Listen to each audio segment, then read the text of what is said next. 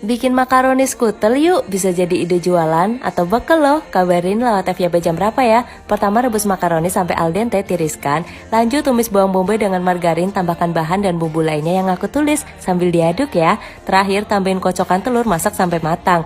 Udah deh, tuang ke aluminium foil, beri saus bolognese, keju parut dan parsley. Tinggal dipanggang 10 menit di air fryer. Nah, aku pakai Digifryer F1 dari Mito yang low watt kapasitas 4 liter dan digital touchscreen. Ini pas sudah jadi, dicobain, enak banget.